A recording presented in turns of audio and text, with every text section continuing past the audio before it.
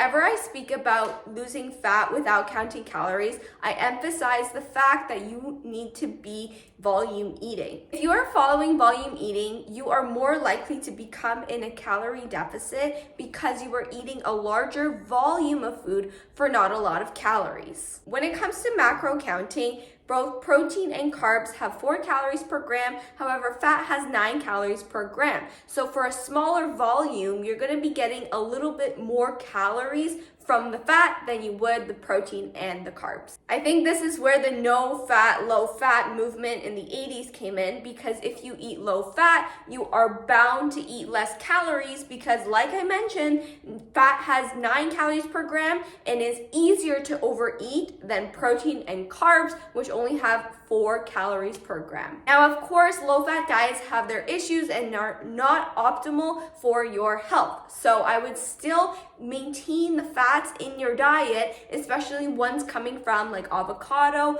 nuts, seeds. Oils aren't the best because you're stripping away that fiber, that intact nutrition, and you're just left with an oil, right? So if you are incorporating fats into a high volume meal, I would opt for things like olives, stuff like pumpkin seeds or avocado or something like that will give you a little bit more fiber and help you feel more full and satisfied. Other high volume foods are typically like berries, watermelon, because they have high amounts of fiber and water content.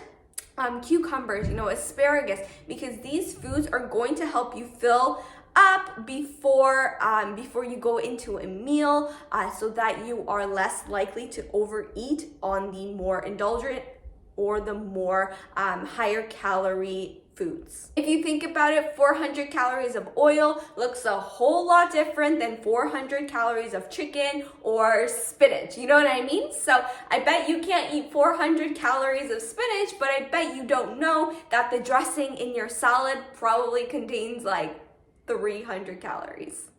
Other examples include choosing chicken breasts over chicken thighs, because the chicken thighs do have more fat, which will, be more calories for not a lot of satiety, okay?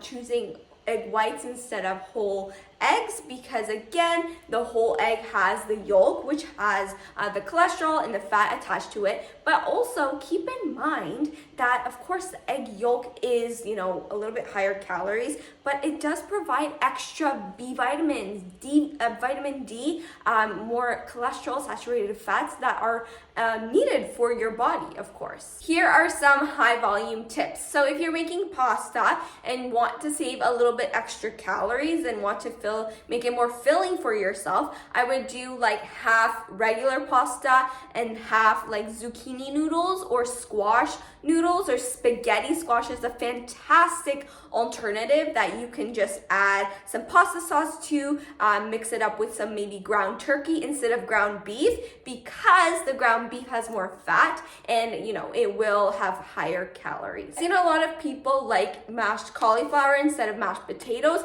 because of course the potatoes have a little bit higher of carbs, but also using the riced cauliflower, and again doing half a portion of jasmine rice and half a portion of the riced cauliflower. This may be an obvious one, but choosing the whole fruit instead of the fruit juice. You can literally drink a gallon of orange juice. It's so good, so sweet, right? Drop it in the comments if you can agree. What's your favorite kind of juice? But you can't have like 20 oranges that make up that, liter of juice, whatever. You understand the point. Like, it's a lot more difficult to eat the fruit because it has the fiber. You're going to fill up so much more, and your stomach is going to expand a little bit and going to get that satiety signal than you just downing a bunch of orange juice and calories. Not to mention the sugar content.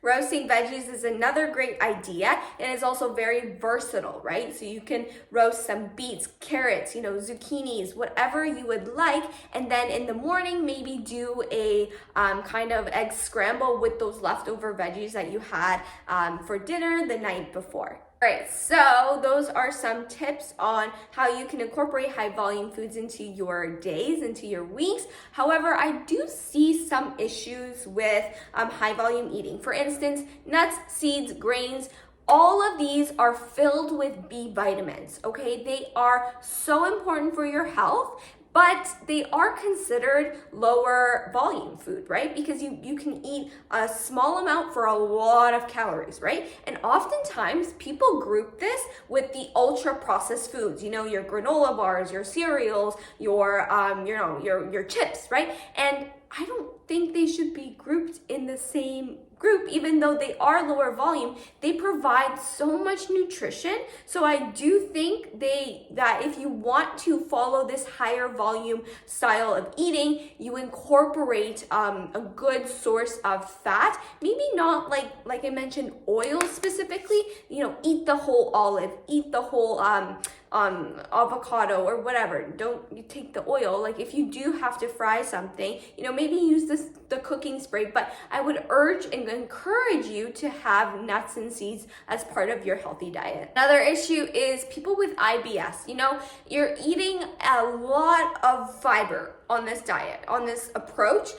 So people with IBS, they're gonna have a lot of gas, a lot of discomfort. So, you know, it's not for everybody, and you wanna really work with a professional to see if this is right for you, okay? For instance, I love high volume eating. I can eat vegetables all day. However, I know my body cannot tolerate too much fiber, okay? Especially in the different forms of the vegetables, like a lot of carrots, a lot of broccoli. I love veggies. Like I can eat them all day, but I know my body just doesn't like it. You know, I look pregnant. I just feel fatigued, lethargic sometimes. So you want to really assess what the optimal fiber range is for you, because, you know, if you kind of feel crappy, you feel gross on this kind of way of eating, then it's not going to be sustainable for you. Also, make sure you are having adequate amount of water when you are slowly increasing that fiber, when you are eating high volume veggies and foods.